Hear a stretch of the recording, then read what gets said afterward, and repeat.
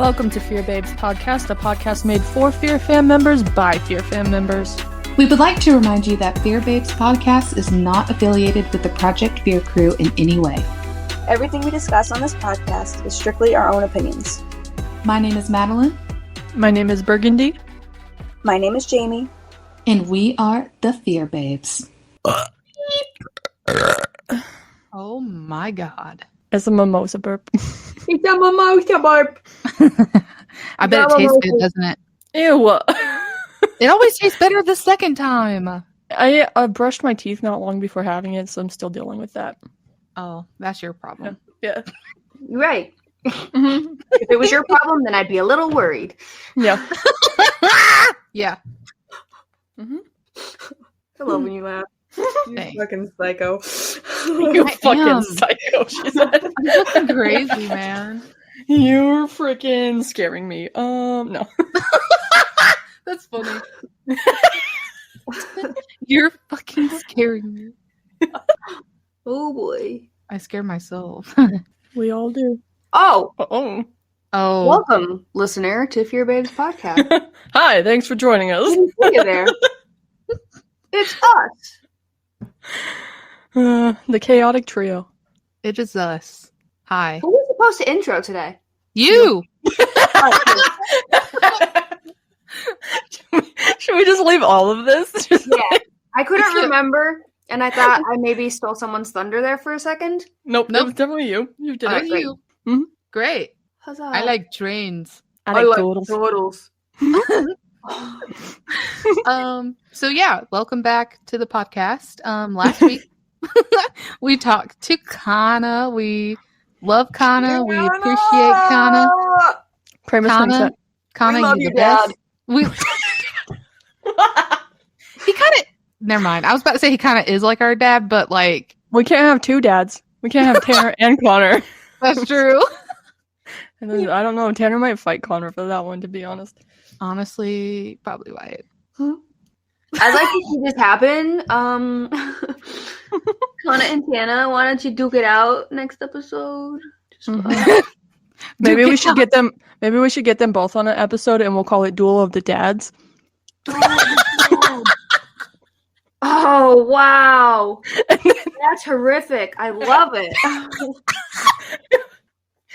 And then they can just hash it out on the podcast. That's fucking awesome. Hey, Tana and Kana, if you want to do that, let us know. We'll set it up. Anyway. Oh god. Okay. Duel of the Dads. Whew. That's Anywho. yeah.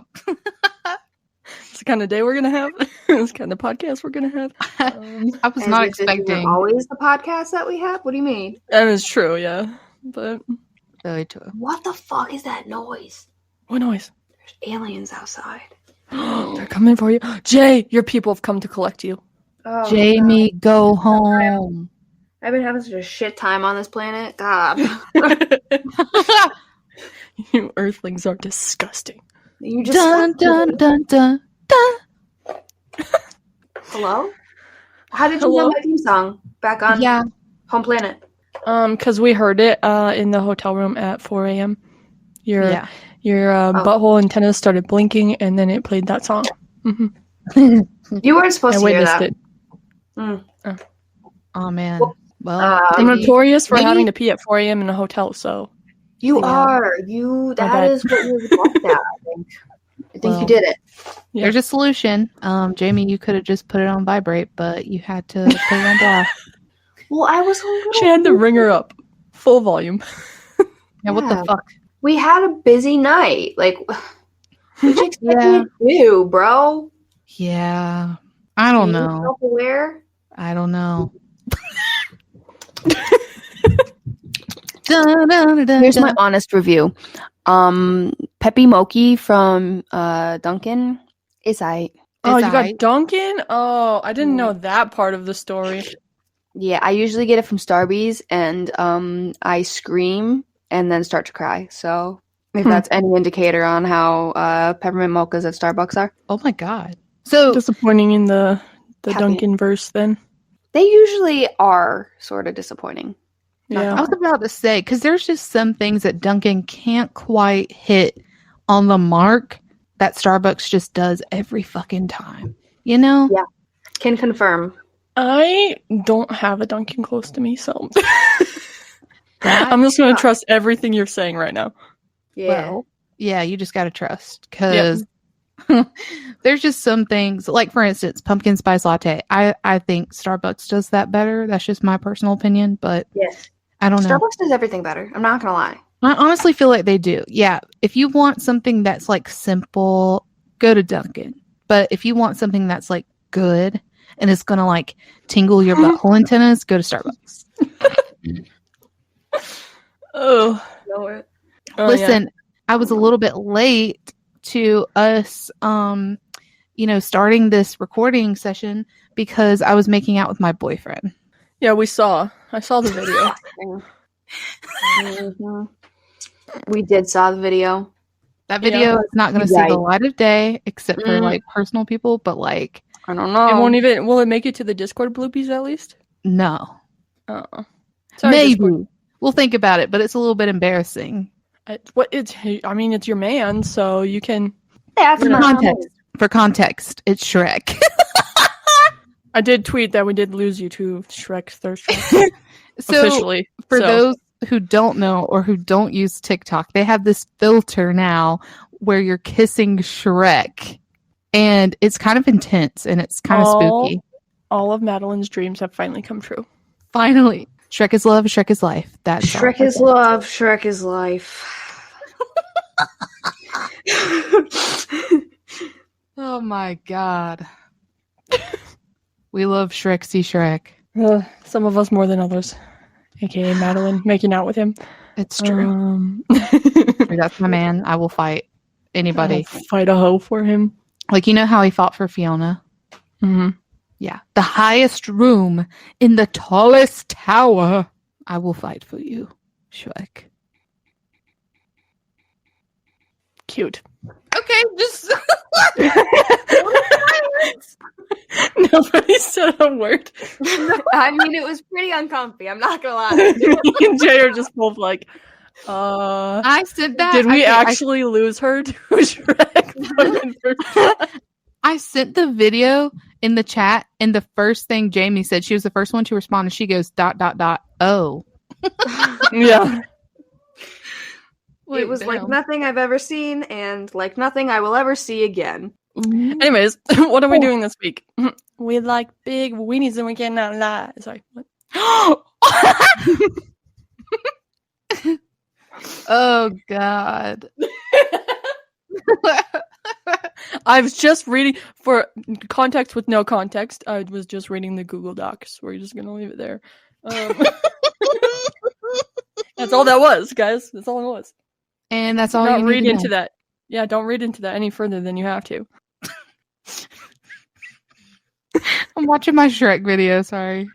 Oh my gosh. I showed my brother and he was like, what the fuck? Can you stop fantasizing on Fear Babe's time, please? I'm so sorry. How fucking rude. No, we can't have this today. We literally can't. Jamie, you have to come to me. I stopped. Where'd you go? For a second, and then Ringer kicked you out? said, "Fuck you! You're not allowed to talk anymore." Oh no! So I had to leave and come back. Please, We- God. I was saying, we don't want that today. Of all the days. Not today, Ringer. Not today. I had funny jokes. I'm on the ball today, I feel like, and you missed all of it, and I'm Damn distraught. it. And I'm also my distraught. No, I wanted to hear your funny jokes. I LOL'd so hard at myself. Now I'm big sad. Me too. I was Let me really hear funny your there for a second. I Let me hear your jokes. don't fucking remember what it was. I Actually, really remember my name. what the fuck? Everyone, please help me welcome the one, the only. Hold on, wait. Let me check his name again. Give me a second. Okay, yeah. Dakota Laden. Hey, what's up? That was pretty funny. I'm picturing a crowd clapping. Oh, here. Oh my god!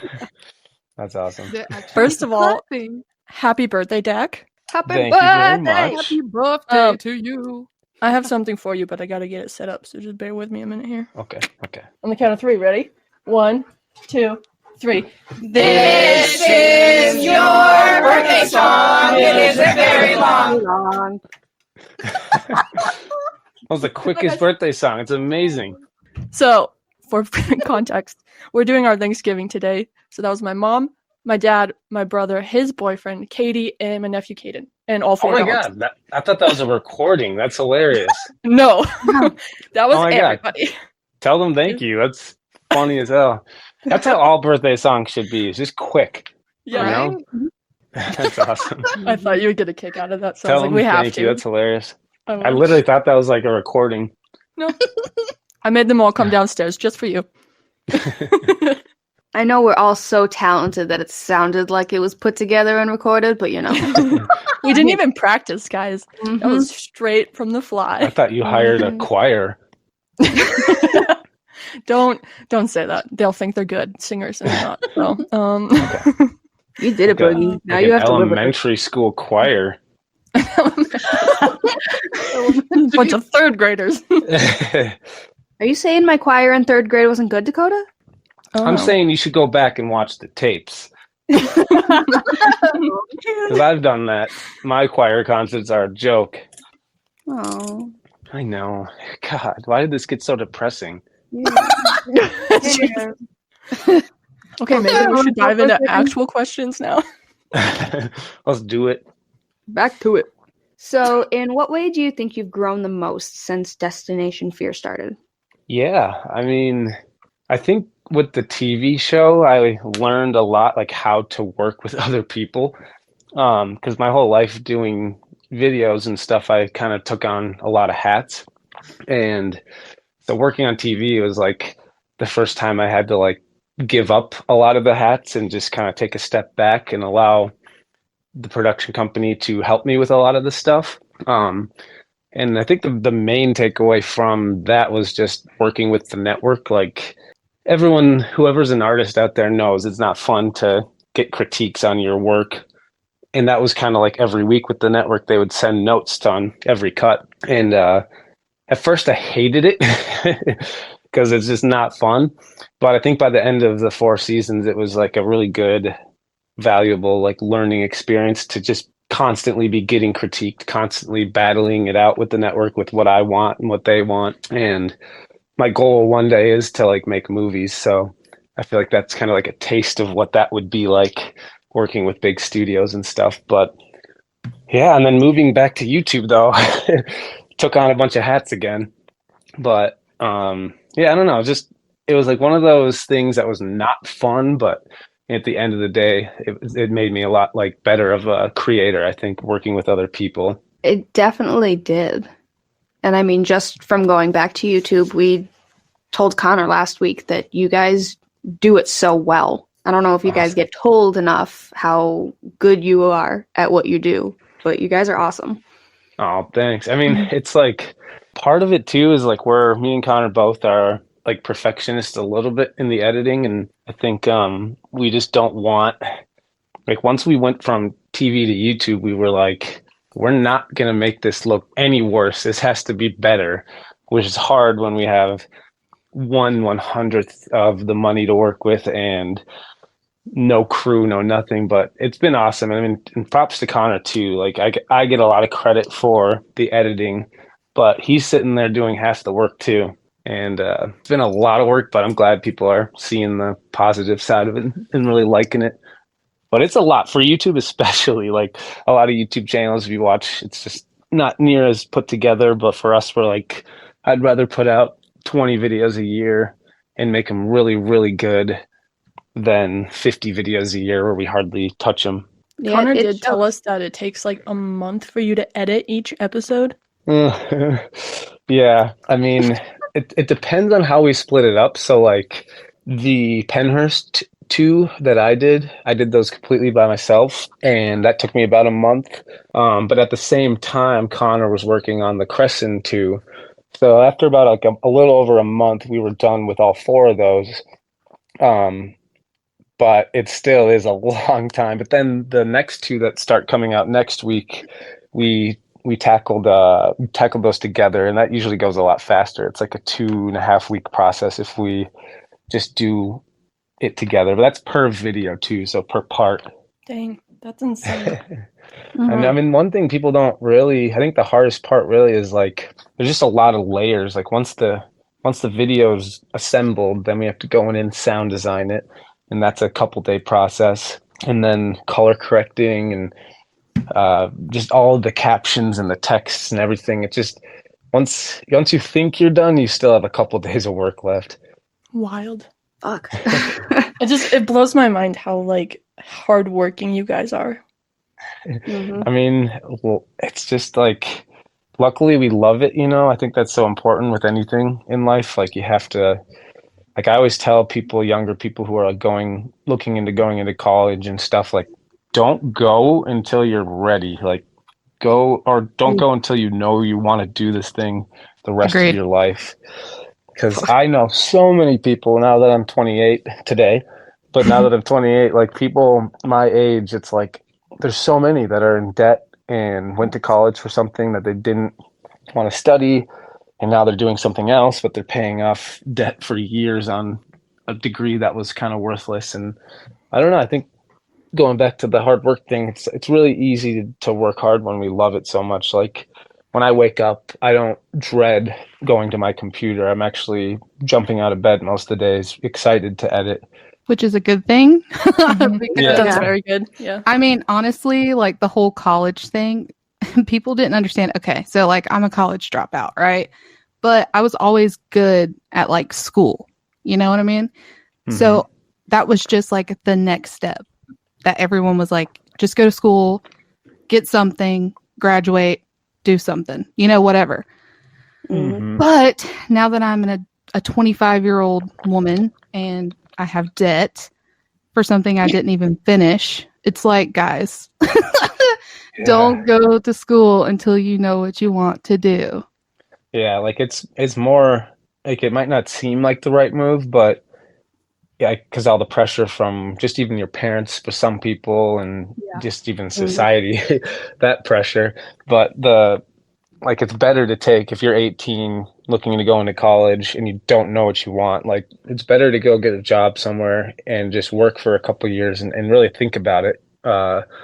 And too, like with today's world, depending on what you're doing, there's certain things you have to go to college for, but there is a lot of stuff you don't need to go to school for. Like me and Connor, we didn't go to school for any of this, and it was just pure picking up books, reading books, studying on the internet, and just teaching ourselves. Badass. It's Yeah. amazing. Yeah. Yeah. That's so cool. Amazing Wish I could stuff. do that. You could. I mean, just I have to could. put your Just gotta mind figure to it. out. Yeah. Yeah. I mean, that's another thing. Figure out what too, you like. So many people, like I get a lot of like people back at home who don't know a lot about what we do. A lot of them just just think we're just lucky. Like you guys are so lucky. Oh my God. And part of it is luck. Half of life is getting lucky at times, but it is hard work. Like me and Connor, I don't feel like I've stopped working since I was like 17. I instantly went on to movie sets for 2 years and I was an assistant, and it was 2 years of just grinding. And then after that, I did a big movie in Minnesota as an assistant director, and then immediately went to Ghost Adventures for 2 years, and then immediately started developing Project Fear or Destination Fear, and then right into like even when we had a gap, like when we had a chunk of time after we shot season 4 and finished editing, because we finished season 4 for a while, and there was a whole 4-month window where we were done editing and they hadn't aired it yet. And then we started doing that Blue Balls account. Like we just didn't take a break ever. But I think that's kind of part of it is like just in my small film industry alone, I've met so many people who just like put in a quarter of the work or a little bit of work, and they expect things to just happen to them. And it's like if I did that my whole life, I would still be where I was maybe 10 years ago. Like you have to just grind. If whatever you're doing, it could be any job, but you just have to like put in the work. When I was younger, I was told this story about there's this basketball player named Larry Bird. And my dad, when he was in his younger years, he was at a restaurant waiting on him. And he was all alone. There was a big storm outside, so we had time to like really talk to him. And my dad told me this story when I was younger. But Larry Bird used to like practice for 3 hours after his high school practices. And he did it every day. And one day, after a few months of doing that, his coach like pulled him aside and said, like, hey, like I see you're working really hard out here. And he's like, yeah, like I'm trying to be the best. And he didn't even give him any credit, and he just walked away. And he said, I bet you there's someone within 1,000-mile radius working harder than you, and then walked away. And from that point on, he started practicing 2 hours before practice and then the same 3 hours after practice. And I don't know, that always stuck with me. Anytime I feel like I'm working kind of hard, I always remember like, all right, like there's definitely some 20-year-old out there who wants this more than me right now. I need to work harder. I don't know. That like story literally was one of the main reasons I worked so hard growing up in my later years. Such a weird story, but No, I love that actually. That's fucking awesome. Larry fucking Bird. Like, yeah. holy Well, he shit. also, another thing he told my dad was the coach would, for the first couple months he was doing that, the coach noticed he was just practicing his free throws. And he was good at free throws. And that was like another, I don't know exactly what the coach told him, but it was something like, you're practicing what you're good at. Like, you're not going to go anywhere. And so that's really important too. Like when I'm trying to learn editing or filmmaking, anything, I'm trying to learn the things I know I suck at. Because I know the things I'm good at, like sound design and all that. Like I don't need to, once I can get all my skills at the same level, then I'll maybe go back to learning more sound design or whatever. But it's like super important. It's really easy to want to sit there and just continue to learn the things you already are good at, especially in creative work. But it's a lot harder to sit there and try to practice the things you suck at. That's just so fucking insightful. I was Honestly. gonna say, I feel like that applies to most things in life as well. Yeah. Oh yeah, everything. Yeah. And something that literally everyone listening to this can take and run with. Yeah. Mhm. I wish I heard that shit a long time ago. Yeah. You're still you guys young, are still Jay. so young. We're young. We still have so much time. I mean, even like James Cameron, one of the biggest filmmakers today, he didn't start until he was like 40. Holy shit. Like he was Yeah. a truck driver. It's never too late, And Mads. It's never too late. And then literally like they say you need to put like 10,000 hours into something to become like a pro at it. And I feel like that's pretty true. Like you just have to just put in the time. Yeah. Tell my body I'm young though. You're young. It said fuck you. Well, dang, I didn't know we were doing life lessons with Dakota today. Shit. Life lessons. You got another year older and you're just all philosophical now. Now he's wise. What's going on here? I know. It's funny though, because like a lot of people, like when I meet people, they're like, "Why aren't you being goofy like you are in some of your videos?" I'm like, I don't know. If the camera's on, I'll be goofy, but if it's off, I'm pretty calm and insightful, I guess. At least today you yeah. are, right? Today, yeah. I did just take like 1,000 mushrooms, so I don't know. Wait a minute. Why didn't you No. invite us to this party? They were portobello mushrooms, and nothing's happening to me. But on a good note, yeah, I needed to hear that, I think. So thank you for that. I feel like the listeners will get a lot out of that too. So that was Hell yeah. great. Yeah, of course. I mean, I don't even know. I could keep going. We'll let you. I don't even It's know. your birthday. You're calling the shots. Oh man, it's my freaking birthday. I don't even know what I'm doing today. I'm just gonna sleep. Talking to us, apparently. That's not Like a fun. weirdo. Like, who the fuck wants to talk to us on their birthday? Dakota, I guess. No, this is awesome. You don't have to lie, Dakota. Yeah. There he's lying again. Damn it. Oh my Can't god. take him anywhere. Who invited this guy? This is not awesome. This is really depressing. He's like crying right now, eating his mushrooms. The truth comes out. We're like, what do you think of us? He's like, I actually fucking hate you guys. Shut up. Yeah, literally. I'm fucking doing this hate you because it guys. looks good for me. No, hate you this guys are podcast. awesome. I think it's cool. Like this is awesome to have like a podcast where all the the Fear fam can get together, and it's not just like it's cool. I think it's awesome that you guys did this. When this started, I seriously thought you guys were kidding. And now we've roped you in. Yeah, here I am. You're stuck. All right. I am glad to be stuck with you bitches. Yay. The best time of my life. Good. Yeehaw. Happy, All right. happy to be of service. Okay. So, next question. What's your favorite evidence that you've captured personally? Yeah. Okay.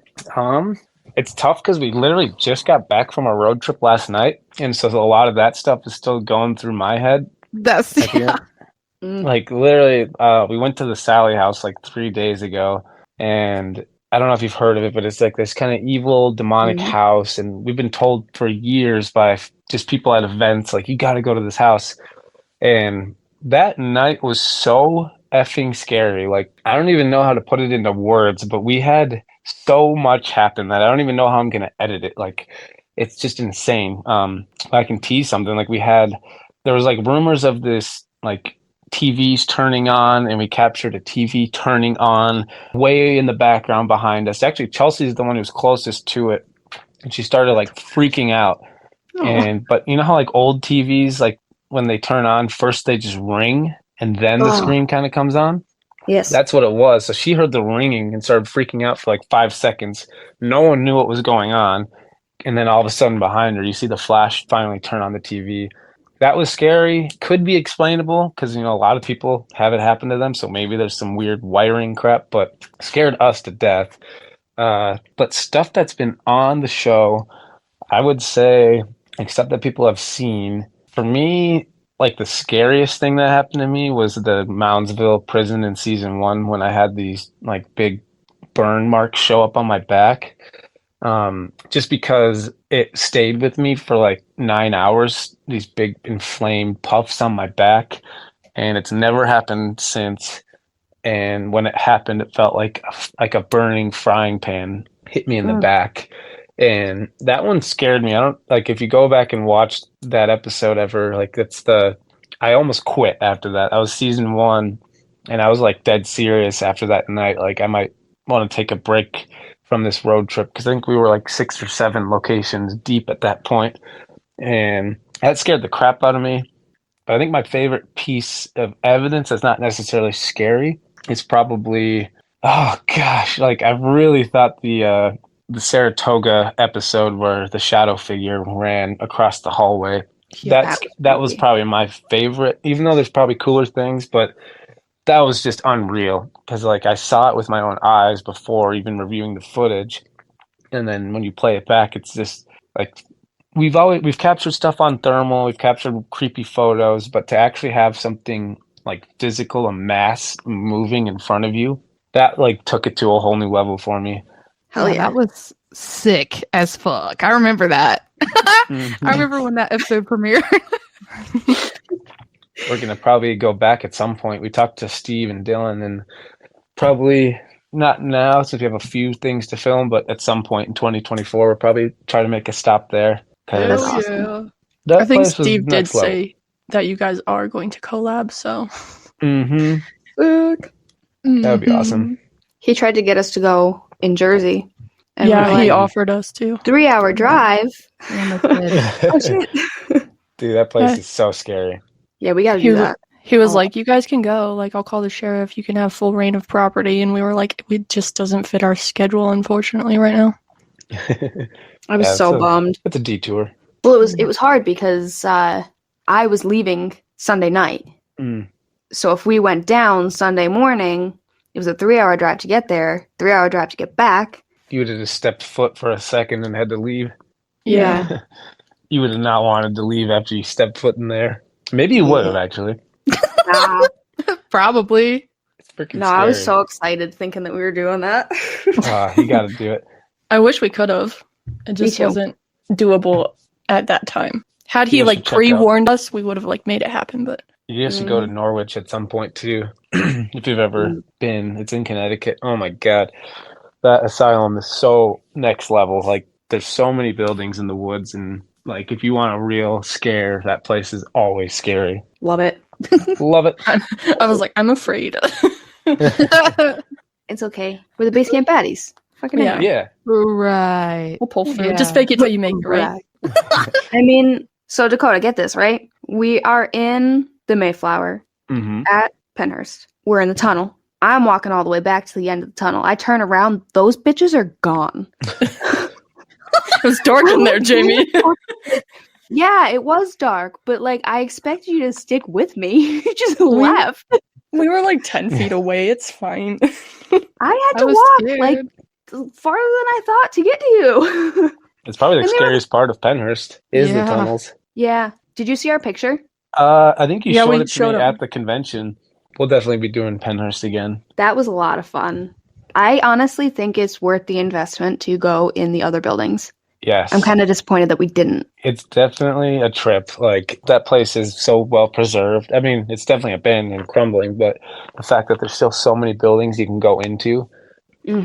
I felt whatever was in the tunnels, and I was like, what the fuck, dog?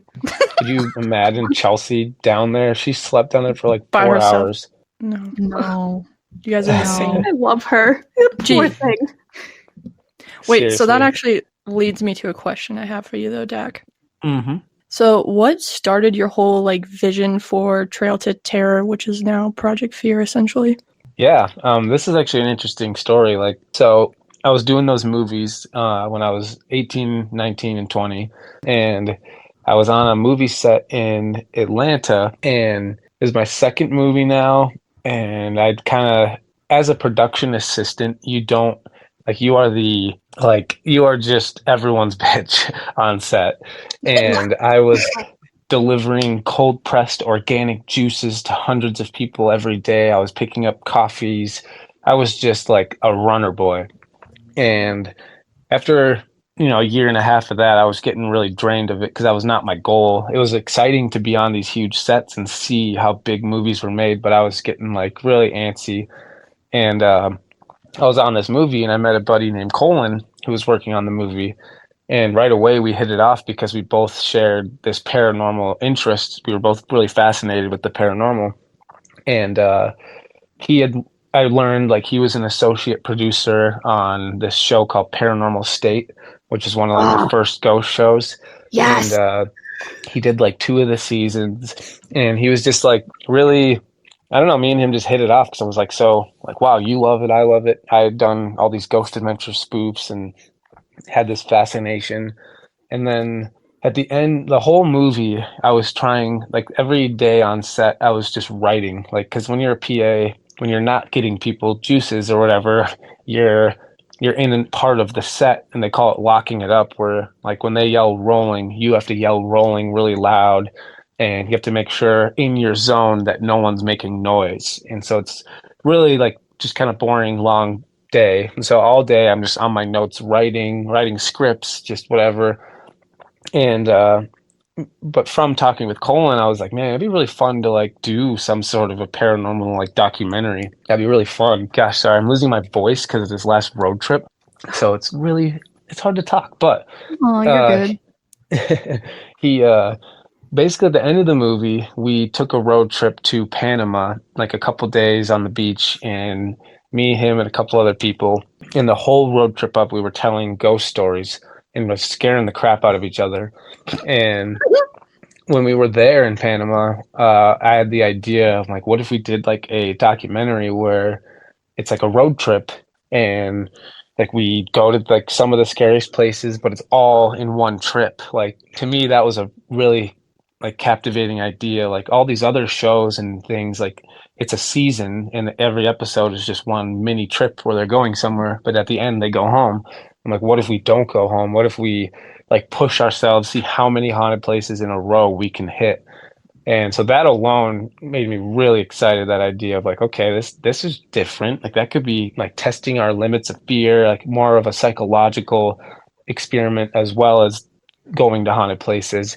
And then from there, he liked it a lot. He's like, let's do it. I drove home after that all the way back to Minnesota.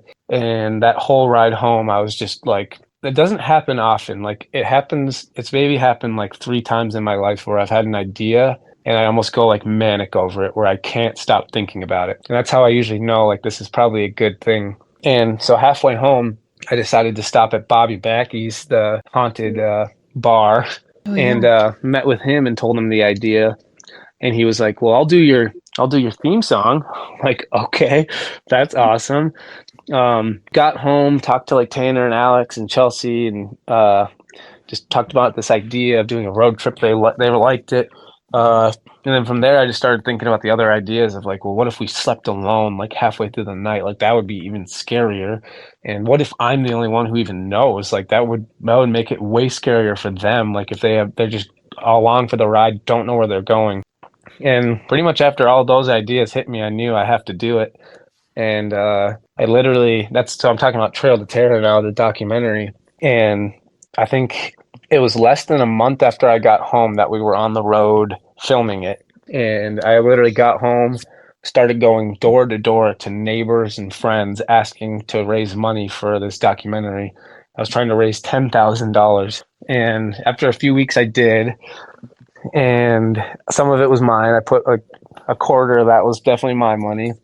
And then just started calling locations and booking this trip, and just did a whole month of just ton of work. And then we went out and shot this thing and didn't expect it. Like there was never a plan of TV show or anything. It was just, I want to make this creepy documentary. But after we got home, I realized like, man, I don't know what to do with this. Like I've never sold a movie. So I submitted it to film festivals and it got into a couple, and that was really cool. And then I basically, this is something no one knows, but back when we were in high school, we actually developed a TV show for MTV. And it was called The Crew, and it was based off of our YouTube channel. And it actually went really far. It went for almost a whole year being developed by them before they shut it down. And Holy so shit. Dang. I know. And I mean, thank God it was like such a crushing moment at the time. But then just a few years later, looking back, I was like, oh my God, like that would have ruined my career. Like the things they wanted us to do. Like originally, it was supposed to be just me, Connor, Alex, Tanner, and us making these weird videos and like the process and just behind the scenes. But then every time the MTV would make a note, they would just make it more and more like Jersey Shore, where Oh it my was like, next thing you know, it's like, why are we partying? And why are there like, they wanted hot girls. So we found like girls from our high school, to, like fake party with us for called a sizzle reel. And like by the end of the process, it was like, this is not going to be good. But we were young and we would have definitely did it if it got picked up. But thank God it didn't. But I had these TV connections, a couple people I knew. And so I ended up editing Trail to Terror down into a sizzle reel, which is like a 8-minute like long trailer. And I sent it off to the 2 production companies I knew of. And one of them loved it and they started selling it. MTV almost actually bought Trail to Terror, which is crazy. And then after like a couple of months of them pitching it around, no one wanted it and it went away. And I ended up shelving the movie too. I didn't release it. And that's when I went and started working on more sets and did some more set work. And then I went and worked on Ghost Adventures. And then while I was on the set of Ghost Adventures one day, I wasn't on set, but I was on location at the hotel, I get a call. It had been like a year and a half since since that didn't get picked up. And I got a call from that production company saying, we know we don't have the rights to like shop this around, but we just were informed that Travel Channel is like really looking for ghost stuff. And we sent them your sizzle reel you made a couple years ago, and they love it and they want to buy it right now. And I was like that's like the phone call you dream of. And that was like just such a crazy moment to be like on the set of Ghost Adventures. I literally told them too, I'm like, do they know that I'm the camera guy on their show right now? And they didn't. They didn't know that was me because I had hardly been featured. So they were like, they thought it was like perfect. That sold them even more. They're like, okay, well, he's working on our #1 show right now. This is great. And that was just a crazy experience. But it was a wild ride. I mean, I think it was like a whole 4 years from the day like I finished the documentary from the day it actually got picked up. Holy fuck. That's insane. I did not know that about the high school thing. I mean, obviously you said nobody knew, but holy fuck. Do you know how awesome that is, like in high school? You know what we should do? I'll tell Connor, but we I'll find that sizzle reel and we'll put it on the Fear Club at some point. It's like an Oh, please 8-minute do. sizzle reel, and you'll see it's just ridiculous. Like there's like half of it's just a partying. It's fake partying, Fucking apparently. funny. I love that. I could just Fake picture party. you guys just like filming Jackass. That's where It literally that was was. going. It was Just pretty younger. much like that. It's Just younger as incredible. well. Oh, Yeah, Could you God. imagine? Awesome. Could you imagine if that was how we all came across each other? Well, the thing Instead of was that Destination Fear. the thing that got them to really not want it was they found out I was 17. And they're like, yeah, you can't be partying like that. You can't be, what the fuck? I mean, literally, I'm like, yeah, it was bad. Are you It was actually immoral. snorting cocaine? Please tell me that was snorting. Like, It was not that, but definitely drinking. And it was like, oh God, this can't be good. Oh God. Oh, they're like, Yeah, oh, you're that would not have 17. been Whoops. great. Oh, That's such a crazy process, though. There's definitely some lessons there, though, for like people out there. Like for me, the not getting the MTV show, like literally felt like the end of my world. Yeah. But it turned out to be such a blessing later because now I'm doing something that I enjoy way more. And that show probably would have only went on for like one season. How they find out you were 17. Yeah. And then even the 4 years of like not getting, because it's not like we just went out and shot Trail of Terror and then it turned into a show. It was like, no, we forgot about it for 4 years. I was moving on to other things, working in the industry, and just luckily kind of thank God that production company remembered my sizzle reel. I know. Isn't Yeah. that wild though that they remember? Yeah. It's I mean, kinda- I said it to Connor last week. One door closes, another opens. Yeah. Yes, exactly. I was gonna say it kind of goes to show like everything happens for a reason. hmm It Even getting does. canceled for the show, like that was crushing. Felt like the worst breakup you could imagine. I mean, I went from talking to the network and the production company every day for multiple hours, just every single day for almost 4 years. And then to wake up one day and get a call from someone I've never heard from at the network, never talked to, telling me it's canceled, and then never hearing from those people again. It was like, wow, I'm just old news now. Then Now you we're hit doing them with better. a comeback. Yeah. Yep, exactly. We bounced back. We didn't give up. I mean, I wish I would have filmed, like just been rolling, because like we were out filming Blue Balls when we got canceled, and it was like a super motivating moment because we were all together except Chelsea, and we got back, and literally that same night it was like everyone was already planning. We had created, like, we knew we wanted to do YouTube and start a Kickstarter. So that night we actually created like 10 different channels because we didn't know what the name was. So Project Fear was one of them, Fear Project. And then like it was just super motivating. Like no one gave up. We just started pushing, and within 2.5, 3 weeks later, the Kickstarter was launched, and the rest is kind of history there. Imagine being Travel Channel though and seeing the Kickstarter just absolutely explode, and they're just like, "Oh, we fucked up." I know. They done did fucked up. I hope they have regrets. I mean, Not that we want you to go back to TV. I think YouTube is better for you guys, but still. yeah, there's definitely no chance I'll go back to TV. Now having this freedom, it's like too fun. The part of it too is like there was a lot of drama when that went down. And I will Yeah. say, like, the network definitely, like, I don't blame them at all. Like, from what I understand, is they lost like almost 50% of funding for all projects across HBO Discovery. And the new person who came in, I think just they were looking at everything, a big board of all of their genres. And I think the paranormal was just the first one to get trimmed. And now it's even more apparent because there's almost no shows left from when we were on. It's I don't blame them. It definitely was a business decision, but the whole shit is what got just crazy. That whole drama. I was just curious about this thing behind the scenes. Yeah, I mean, the thing is like what happened is we got canceled, and a lot of people assumed he canceled our show. Yeah. And the reason they assume that is because he pretty much did that to Nick Groff. Like in so many words, he pretty much did that to him. And so like the people who thought that, they actually had a reason to think it, So it wasn't like it was just out of nowhere. And we weren't even talking about it. We weren't embracing it. We weren't liking those tweets. We weren't retweeting them. Like, it was just a small group of people saying it, and we were just going to let it kind of air out. And then he must have seen them because it just turned into a much bigger deal. And then I was called and told to put out a video addressing it. And that kind of pissed me off because I'm like, I'm not even working for you anymore. He fired me basically.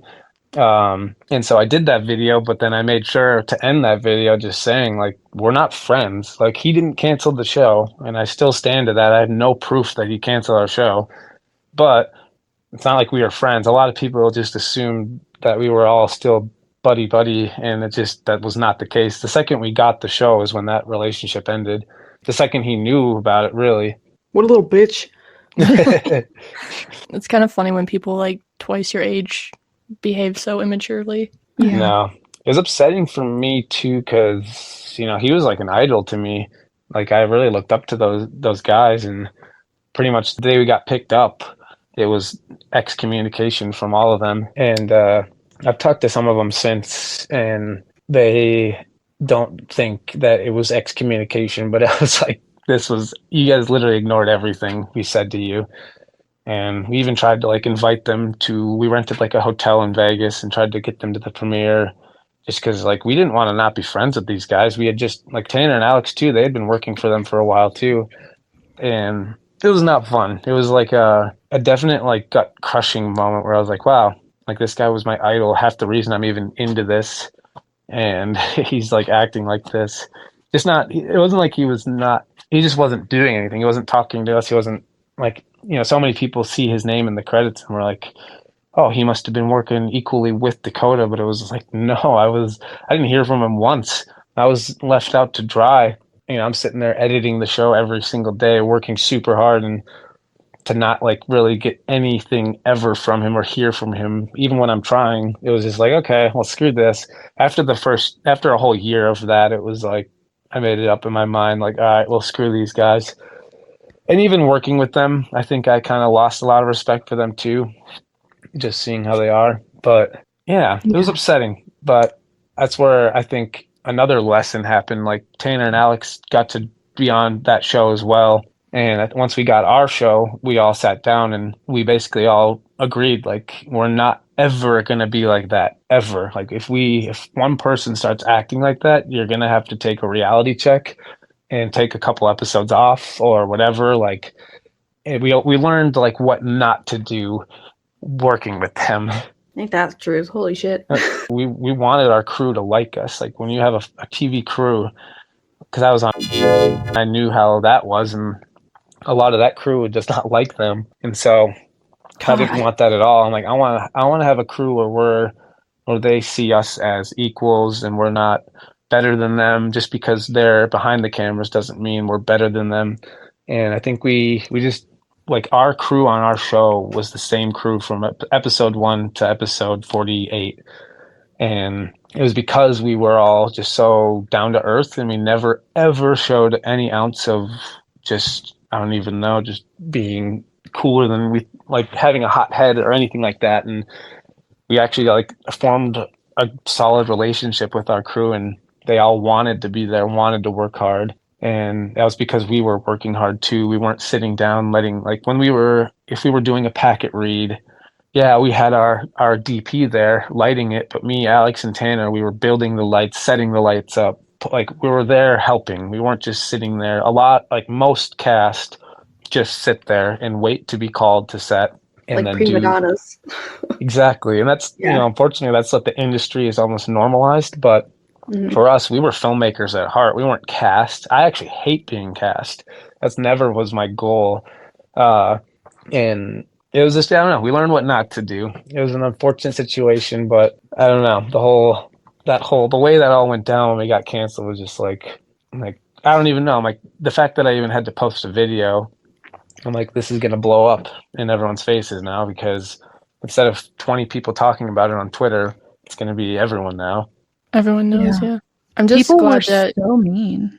they were. I was gonna say, I'm just glad that you guys were able to take a tough situation and just learn from it and grow from it instead of letting it bring you down. Yeah, Mm-hmm. definitely And important. honestly, your attitude that you wanted to have with the crew did not go unnoticed. That's why you have such a huge following, is because you guys are like genuine and down to earth, and everybody sees it.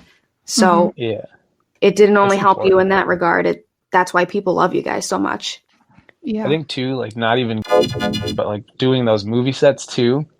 I got to see a lot of that, like a lot of big A-list actors just being way too bougie, way too cool for school, and like that just, I It's just gross. really rubbed me the wrong way. And there were a couple actors that I looked up to that I met. Like I got to work with Elijah Wood, and he was like the Nice. most down to earth, nicest guy, and like that was inspiring for me. I'm like, it's possible. You can make it and still be really nice.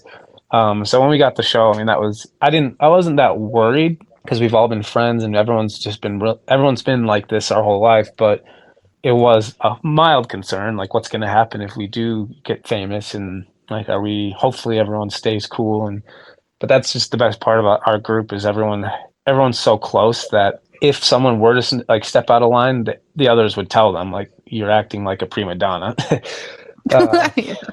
and so I don't know, it's important to us too. Like I think for people when we meet people at conventions too, it's like really important for us to go make sure we get through the line and make sure we give people time to like they came all this way to talk with us. We're not gonna try to rush them through the line. And I don't know, but just I think it does, like you said, go a long way too. Like people do respectfulness. Yeah. That is true, yeah. And I will tell you that after meeting you guys, and like I've heard it from so many people in the Fear fam, but your whole like persona in person just like really solidifies that for people. Mm-hmm. True. I Even mean, and Joe it's said not like that. who said that? Joe. Even Joe. Yeah, he didn't believe in any of that stuff, like, and then he hadn't watched the show like before he met you guys the first time, and he was like, holy shit, these are really cool people. And Oh, that's awesome. He did say that. Yeah. he called me on Friday, he's like, did you know that there's no episode tonight? I'm like, yes, Joseph, I do know, thank you. He was That's really awesome. upset. He's panicking. Yeah. No, that's good to hear. I mean, it's not like we're putting on a face either. It's like this is who we are. Luckily, we were born and really, all of our parents raised us well. That's for sure. We all were taught how to behave. Except Alex. Ugh. Except Alex. Oh my gosh. Except Al. Dude, I that. love Oh you, my Al. God. Sorry. Oh yeah, crazy stuff. And now that we're on YouTube, it just feels so much better. We I love- prefer Project Fear, yeah. yeah. 100%. Less tense. I always tell Mhm. people too, like Project Fear is what I wanted Destination Fear to be. It's actually closer to Trail of Terror than anything. Like we pretty much are doing Trail of Terror, not Destination Fear. And it's really the traveling stuff the goofiness and the traveling stuff that always like rubbed me the wrong way when we did Destination Fear, just because it felt so contrived. Mhm. It was different every season because we had different people working with us from the network, but like I think season 2 is, if you go back and watch that, like the note was, if you're going to go somewhere fun or anywhere, you have to figure out a way to tie it back to the location. Otherwise, we don't want you going there. And so it turned into like, we would go somewhere like, I forget the name of it. It was like this rock place where where you can see like 3 states in one view. And like, if it was just up to me, we would have just went there, recorded for like an hour or two, had fun, goofed off, and then used the best stuff. But that's not how the network works. And so like every single pit stop turned into somehow me scaring everyone. We'd be having fun, fun, fun, fun, fun. And then I go, oh, by the way, Chelsea, like there's a demon there that attacks women. And then it's like, and it just turned into that where I was like, well, why can't we have just fun? Like it's a road trip. The scary stuff will come when we go to the building. And that, like, as fun as the daytime stuff was, I felt like the daytime stuff in Destination Fear was the most contrived. Like the night stuff didn't change at all because it stayed, like when we got the show, the first episode, there was a producer from the Travel Channel there. And when he found out we were going in all by ourselves with no camera crew, no nothing, he was very like really bothered by it. Like, what? Like, how? Like, how do we know they're going to, like, and like for me, like we had a big debate right there on the scene. It was like, well, I'm not going to be scared if there's an audio guy in there with us. I'm not going to be scared if there's a camera guy. Like, you just have to trust us. And so, like, the nighttime stuff was always the most freeing because we actually were left alone. There's no one there. We had like one producer sometimes, if it was a dangerous location, he would go like a mile down the road at the gate and just kind of keep an eye. But like it was us. And so the daytime though wasn't us. There was just so many like, oh, you guys are gonna like go whitewater rafting? Well, you gotta like that episode, I think that was Alex's episode, and I think it was like the only way to make it into the cut, us whitewater rafting, is if he tied it to the location, and the only way we could think of doing it was having him tease that like you never know what's around the corner. You never know twists and turns, and like it was like the most corniest thing ever because it's like, why can't we just go whitewater rafting and just have fun? Literally. But so Project Fear, I think, is like the main takeaway. Like we're not doing these big epic pit stops. We probably will at some point when we have more time. But for me, I'm like, this is what I always wanted was the real road trip. Like just filming what happens when we land and getting to the Airbnb and going to the gas station and like the real things you just do on a road trip. And that's, I think, why I love Project Fear so much is because it's so genuine. Like we're just straight up recording and goofing off, and whatever makes the cut. And it's just so much more fun too. Like the daytime was always so stressful with the show. Even like the RV conversations in Destination Fear, like if for me being in control, like I just had to like, as much as we wanted to talk just openly in the RV, I always had to like tie it to the location and tease the location and do things, say things that I was just like, I wouldn't do that right now. I wouldn't normally just bring this up. But yeah, that's what I think people, when they watch it, they see the difference. We're getting the full experience now. Yes, definitely the full experience. Start to finish. And again, like it adds to the appeal of the show in general because we talked to Tanner about it. Like we see so much of our goofy selves in you guys, and it's just like, wow, these are real people doing real things, and they're fucking hilarious. Like, And you just sell on just being you. Definitely, and it's so important.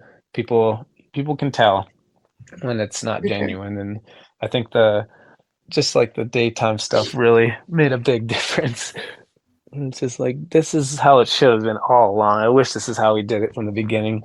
And then even like the goofiness, like you said, like there was definitely, these were some of my harder, there was a couple days on the Destination Fear where we would get notes back and me and Connor would include the goofy stuff and hoping it made the cut. And every single time, like there was a goofy scene where we're doing weird voices or whatever, it just didn't ring a bell for them. And so they always noted it like, what is this? Like, why is Dakota being so goofy? That's weird.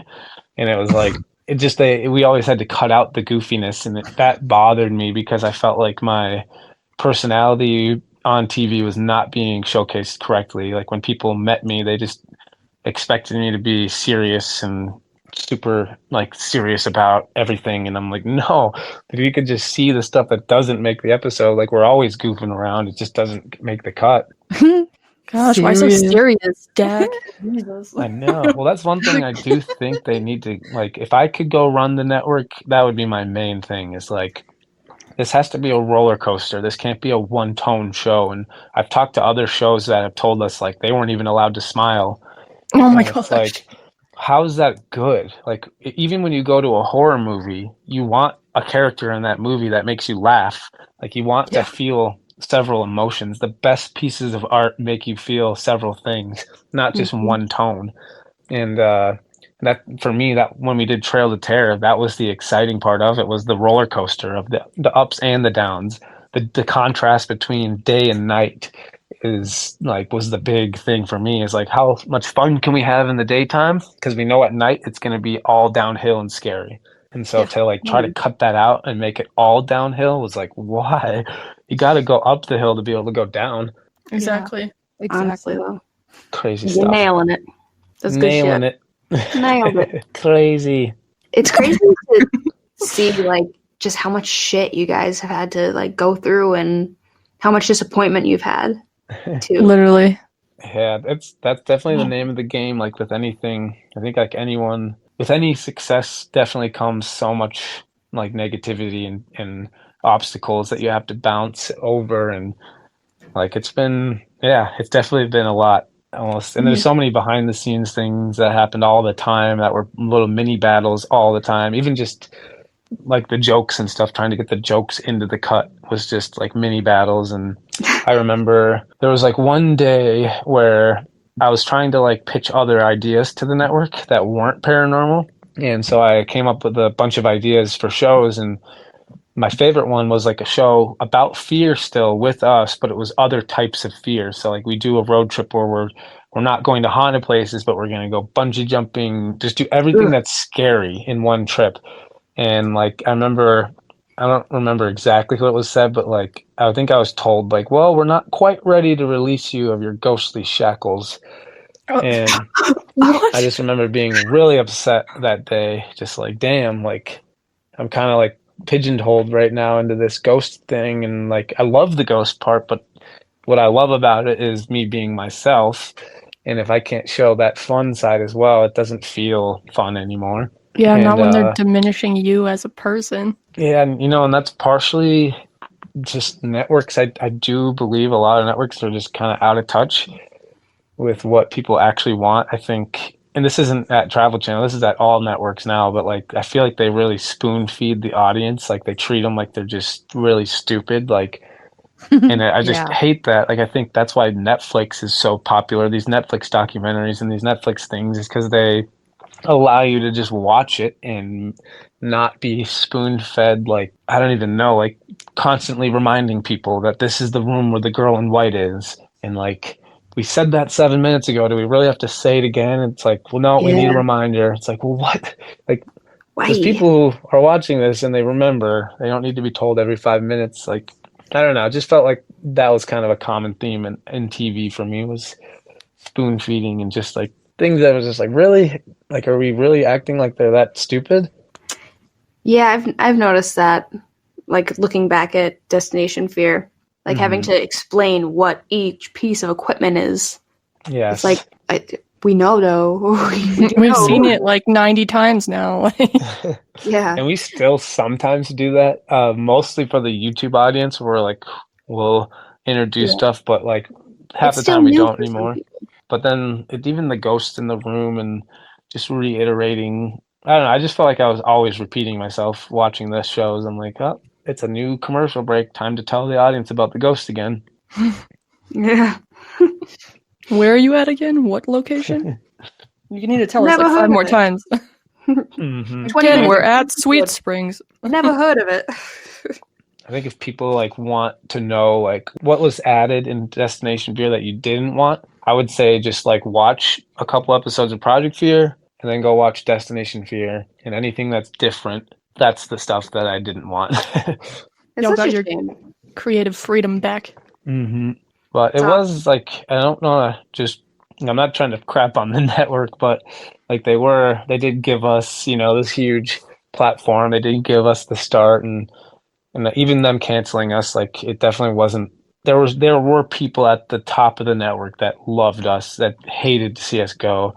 But when you have someone, like Travel Channel is one of the channels, but they report to people above them at HBO and Discovery, and they got the mandate that they have to get rid of a lot of shows, and it wasn't like they wanted to do it. I think it was just higher ups who really weren't even thinking about it. Yeah, but fuck them anyway. This is so much better. Like, they hurt our people. Fuck you guys. We're glad it happened. It might have sucked in the moment, but it's just stepping stones to help you become the best version of you that you can be. Definitely. And now we're having fun again, and I think it's showing too. It is. It definitely is. You don't have to think it. It actually is. So yeah. Good. I'll tell you straight up. I mean, I'm very opinionated about your show, apparently, but it might be a biased opinion. Somebody says one thing that she doesn't agree with, she's like, "What the fuck did you say?" It's scary, honestly. Dude, I get defensive for you. That's awesome. Are you sure? It might be a problem. No, she's not actually aggressive for the most part. I will 80% fight of though. the time. Yeah, Hell yeah. I'll fight somebody for it. It's fine. But then I'll just bill you for my hospital bills, Dak. Yeah. You gotta stop fighting people. This is You have getting to pay for my expensive. X-rays.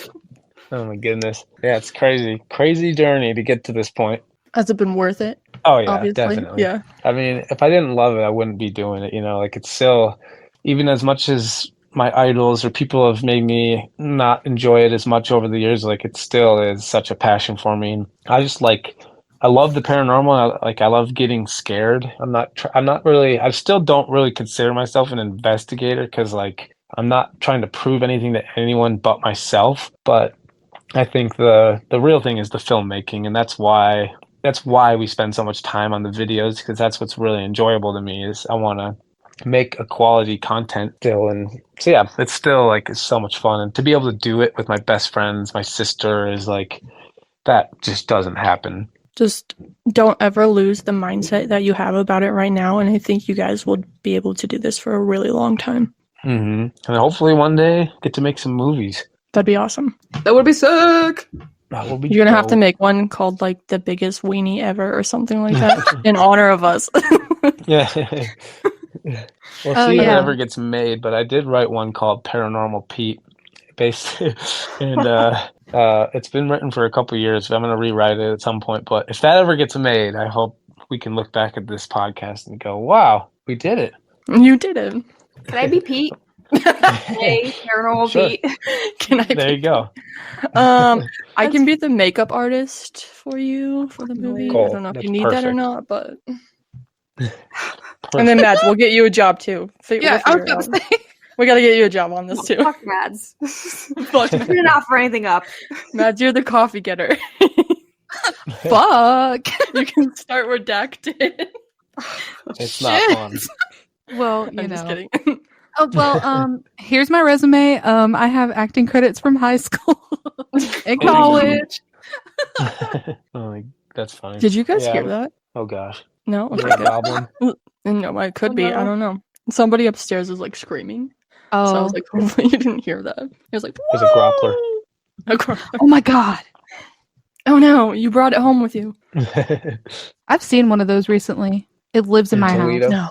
No, it lives in my house. I'm lost. What the fuck is going on? I don't know. Just vibe with it. The don't mushrooms know. kicked in for Dak. All right. Well, I've actually never taken mushrooms, but that Good. could be interesting. Probably I feel like don't, my brain would no. explode. Maybe. It could. That's another thing too, is for anyone listening, like the partying element too. I think going back to being all insightful, I do think that's part of why we're doing as good as we are, because like I never lived that lifestyle. I didn't, like in high school and even in the later years, like I know too many people, once again, in film that like talk such a high game, and then you realize like, well, you can't get anywhere when you're partying every weekend, or you can't get anywhere like when you're focusing on social status all the time. And like that was a big takeaway. Like I still had fun in high school and the later years after that, but like I really took that seriously. Like not to ever, like if I was gonna go party, it was like a reward. Like I've worked really hard these last 2-3 weeks, and I have fun on Saturday with my friends. But I think I see that ruining so many young people's lives, especially in college. Like they spend all this money to go to college, and then you go there and you just drink your brain out. And it's like, what are you doing? Why did you spend this money to go party? You could have stayed home and not been going to college. Like, I don't know. It's such a, I don't know. I feel like a lame person saying it, but it's so true. Like you have to balance the fun. Like I've always done that with everything. Like treat it as a reward. So like I'm not gonna go do this, go party with my friends unless I feel like I've done a lot this week or the last couple weeks. And if I don't, like if I feel like I've been lazy or whatever, it's like, well, I'm not gonna go party now. Like there's nothing to party about. I didn't do anything. Yeah. Well, he's just trying to make up excuses for being a dweeb. It is definitely lame and dweeby, but it's like so I've just seen it ruin so many people's lives. Like I've had some really smart, intelligent people who have so much going for them, who are more talented than anyone I know, including me and Connor, and then they've ruined it with partying. And that's one problem with like art is a lot of creative people can have more addictive personalities, and it's just like so upsetting to see these really people who could be so successful just ruining it and not even realizing it. Yeah. Well, kudos to you for having self-control. Yeah. Good parenting too. Good parenting too. Good parenting. Yeah, your parents are pretty awesome. Well, Yes. you know, Dakota, so you don't hate us for being mean to you, right? No. Okay. And you don't care that we call you a weenie, right?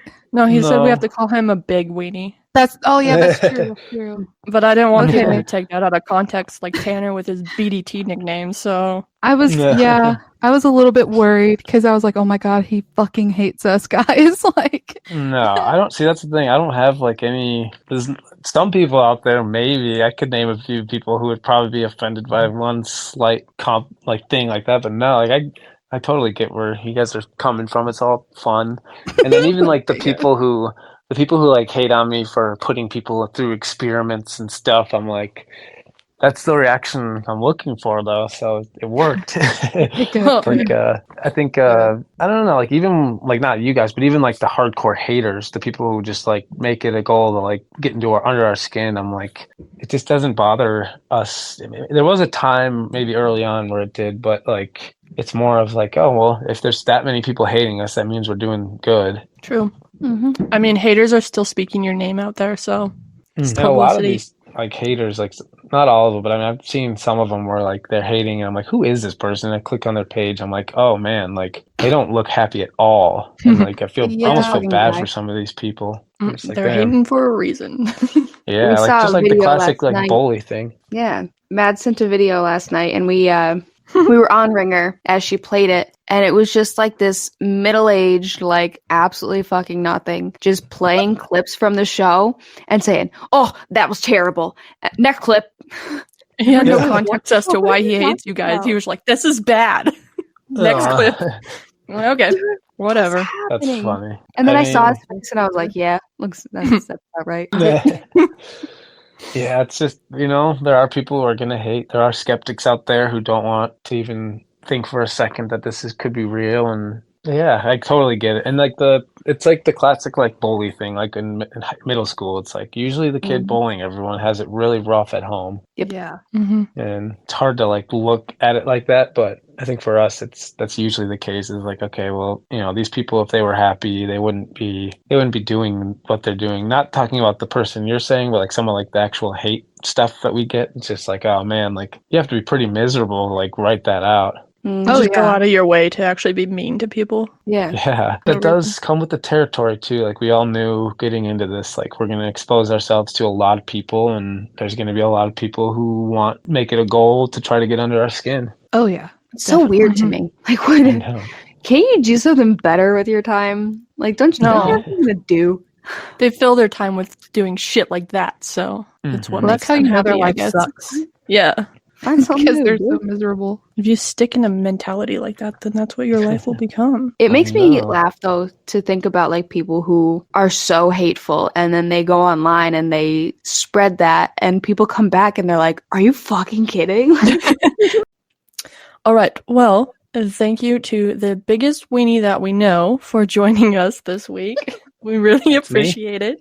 Yep, definitely you. Welcome. It's an honor to be called that and to be here. No, this is actually really fun. And we do. Thanks Yeah. for supporting us too, and just keeping the Fear family alive. And seriously, it's awesome to see that there's not only other fans out there, but there's a podcast where people can come and listen and talk about it. It's just cool, super cool. Stop. You're going to make me emotional. You made this community, so Yeah. That's the least we can that's to do. you guys. You Yeah, guys literally like are the reason we're best friends. So Yeah. honestly. That's We wouldn't have awesome. met without you. Mm-hmm. True that. That's amazing. I mean, it's been such a wild ride, but feels good to be at this point, and I think we're gonna have some pretty fun couple of years here. Good. I'm Absolutely. excited to see it. I'm I feel Okay, very cool. thankful to have watched this whole journey play out for you guys and to be a small part of it. Feels pretty big. It's been Mhm. wonderful. Yeehaw. Yeah. Well, awesome. That was fun. Thanks for being here. To be honest, we forgot that you were here again for a second, but I thought we were having a private conversation. yeah, Who knew? yeah, that's why you heard a lot of things that you didn't want to hear, because we forgot. So have fun with all of your knowledge about Mads and Shrek boyfriend Shrek, and catch you later, alligator. Shout out Dak for talking to us today. No, fuck you, Dakota. Oh yeah, okay then. Yeah, we're over him. Bye. Yeah. Yeah, thanks, Dak, I guess. Next week we're supposed to get back on track with the episodes. With our regular scheduled programming. That is going to be fun. So join us next week for that. Wee woo, wee woo. Wee woo. Oh no, my voice. Is that my voice? Again. What? I don't know what's happening. Okay, Gucci. Bye, babes. Bye, babes. Bye, babes. Yo, Shrek, if you're listening, please come get your lady. Okay, thanks. Bye. Yeah. Come and get me and take me to the swamp. That was Jamie's interpretation of a dolphin. Yeehaw.